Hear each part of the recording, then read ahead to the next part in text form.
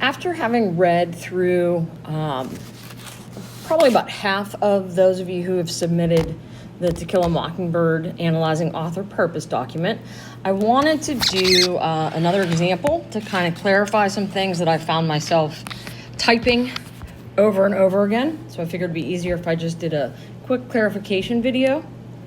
So what I'm going to do is walk us through an example of this process with the novel Speak, which I believe most of you read in 9th grade. If you didn't, the novel Speak is written by Lori Halse Anderson, and it is about a young girl who was raped at a party at the end of her 8th grade year, and she called the police to break up the party but didn't report the crime, and she was pretty much a social outcast because nobody understood what had happened. And it's about her kind of growing through that and coming to terms with what happened and ultimately finding, I don't know about justice, but finding closure. So my brainstorming of motifs. Now remember, the motif in the motif concept is like if I were to say in 1 to 3 words what a novel is about or a piece of literature is about, how would I word that? And it should be about the human condition, like the things that happen between people or emotions that people experience. So my list there: rape or consent, disloyalty, because there's examples of both in the book, teacher-student relationships, peer pressure, social outcasting, courage, education, adolescence, and identity. Those were all straight reader response. I didn't do any kind of historical context because I believe it was written in the early 2000s. Autobiographical, I know that Lori Halse Anderson actually was raped twice, unfortunately. So that first motif would definitely have been something that was relative or relevant to the macrocosm of her life. And gender would obviously be an issue because she was a female being raped by a male. So I think those contexts are kind of wrapped up in that reader response. So if I'm going to pick 3 of these to write a motif or a theme statement about, these were the 3 that I chose. A quick reminder that theme statements need to be one, universal. Several of you were identifying the novel, or you were naming characters in your theme statements, and that's not something that we want to be specific about yet. That'll be later in a thesis statement. These should also be qualified, so you want to make sure we're not speaking in absolutes, and you want them to be neutral or objective. So I want to be looking at this in the third person, and I'm not passing judgment yet. The judgment comes when we look at the tone of the author and our own personal tones. So just to clarify, universal, objective, qualified. Okay, so for the motif of courage, I wrote experiences often mold a person's identity, and sometimes the more traumatic the experience, the more courage a person discovers. Now you'll notice in that theme statement that the motif is not the subject of the sentence. That's okay, because there's more at play than just courage here. That's the whole point of the theme statement, is to kind of expand on that component of what humans feel and how they develop courage. Okay. The next motif, peer pressure or social outcasting. Peer pressure usually compels adolescents to sacrifice some component of who they are in order to fit in. You'll notice that it is the subject of my theme statement, and I also am incorporating other parts of or other motifs. So a theme statement could have more than one motif mentioned in it. It's important to note a lot of the motifs that an author observes overlap. There are some that will stand alone and seem to be kind of unnecessary, but most of the time they overlap. So it's important to keep that in mind. You don't have to only pick one and then never talk about the other ones again. Oftentimes they complement each other. And then the last example for rape or consent. Being raped by someone deemed trustworthy often causes greater feelings often creates greater feelings of shame and guilt, which can prevent the victim from reporting or seeking help. Okay, so those were my 3 motifs that I chose to develop a theme statement for. And each theme statement is objective, so I'm kind of observing what's going on in the world. There's no judgment saying this is a good thing or a bad thing. I'm saving that for the tone. Universal, I can apply that to other pieces of literature or real life. And there are qualifiers. So we have often in the first one, usually, and then often in the third one. Okay, so this is where we started to really kind of break down when we were talking about the tones. When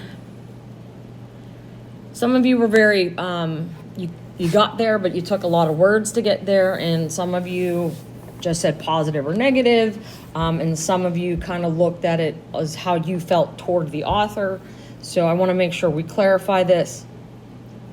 So the theme that I chose to work through this example, peer pressure usually compels adolescents to sacrifice some component of who they are in order to fit in. So my tone, the way I feel about those things, this has nothing to do with the novel and everything to do with just that statement. I actually have 2. I mourn and I condemn. So it's possible to have more than one tone toward something. So if I read through, I'm going to let you guys read through that. You don't necessarily have to, I don't necessarily have to read to you. But you'll notice that the first tone verb, 1, I'm the subject of that sentence. Mourn is the verb. And then part of that theme statement is the object of the verb. So I'm not mourning the peer pressure. I'm mourning the sacrificed pieces. So it's important that when I'm picking a tone verb that I'm aware of what is the object of that verb and what is the subject of that verb.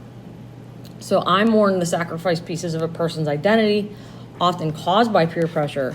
And then I just go on to give examples of why I mourn, like why that's my attitude, why that makes me sad. Give you a second to read that as I kind of scroll.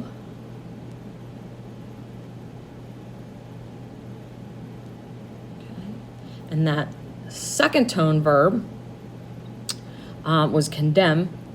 And I don't condemn the sacrifices, I condemn the peer pressure that people exert, usually out of some feeling of insecurity. So again, the subject of that verb is me, I, because that's what I'm trying to isolate right now is my own feelings. And the object of that verb is part of that theme statement up top. Okay, so I'll kind of pause right here to give you a second to read that. You can hit pause if you want, because now I'm going to move on to the author's tone. Now that I have identified how I feel about that topic, and all of us should have strong feelings about topics. I'm hoping for well thought reasons we all have those strong feelings. So I want to make sure I'm aware of those so I don't project those onto the author. And after reading Speak, I think that the author curses peer pressure. Okay, so I'm using that peer pressure because I think she was focusing more on that than the sacrificed components. But she's kind of cursing the peer pressure and that resulting damage. And then when I say what in the novel makes me think that, this is where it starts to get a little tricky.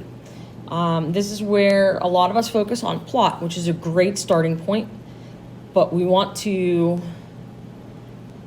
move a little bit more deeply because plot doesn't always show us tone. We feel a certain way about the actions of the character, but that doesn't necessarily mean the author has the same feeling. So we want to go a little bit more deeply into the novel and look at some of the devices that an author uses. So for this example, I say, aside from the plot of the novel, during which a teenage girl refuses to report being raped because he was the popular boy, Anderson symbolizes the effects of peer pressure and social outcasting in the speaker's self-isolating closet. So now I'm talking about her use of symbolism.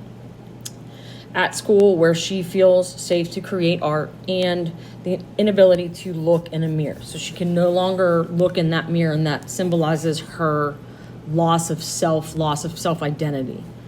Now, those are just two examples. I could go on and on and on, which is ultimately going to be my goal. I'm going to use this to brainstorm, to write essays for this kind of analysis. So I wanted to be sure that everybody was kind of clear on this process. And now I'm going to ask most of you to go back and review what you submitted for the To Kill a Mockingbird Analyzing Author Purpose, and see if you are in fact being universal in that theme statement development, being objective, having a qualifier, and then see if you are, and if you're not, you're revising, and you're revising to submit this time. Last time I gave you the option to revise. This time I want you to revise to submit. And then for the tones, I want one, you're going to tell me why, like the tone verb, you're going to actually pick a verb off the list, and you're going to make sure that it's a verb that either you or the author is the subject, and then the object of that verb is the theme. If you have any questions, we can do one-on-one while you're doing this next week. I will open up a chat or a live meeting during class on Tuesday, because I'll give you time to watch this, and you can ask any questions that you have then.